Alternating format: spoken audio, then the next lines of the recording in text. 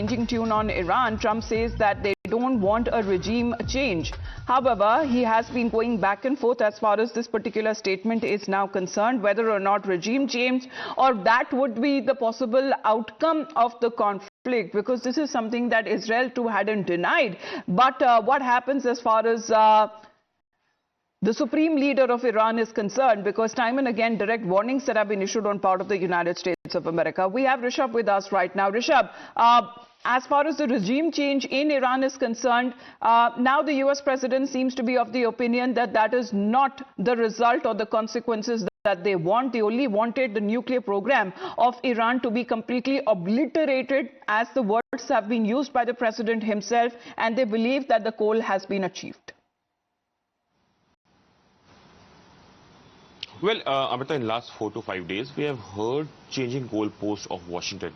It began with, denuclearization of Iran, went on to, the regime change warnings as well. MEGA was the word, make Iran great again. Then came the attack from United States on the nuclear sites. Then came the news that US wants peace in the region. Then we saw attack from Iran on US bases in Qatar, and finally the peace call or the ceasefire calls that have been happening since yesterday. The cessation of hostilities haven't happened. We have heard explosions in Tel Aviv as well as Tehran, even post the announcement of ceasefire.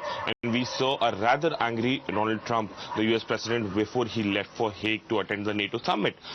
But now that Donald Trump is saying that he is not looking at the regime change, looks like, what US wanted to do in Iran might be a long-term goal, and the United States right now doesn't want to get into a conflict which will, span over years. We have seen United States struggling in Vietnam in 1970s, in Iraq in 2000s, as well as in Afghanistan as well.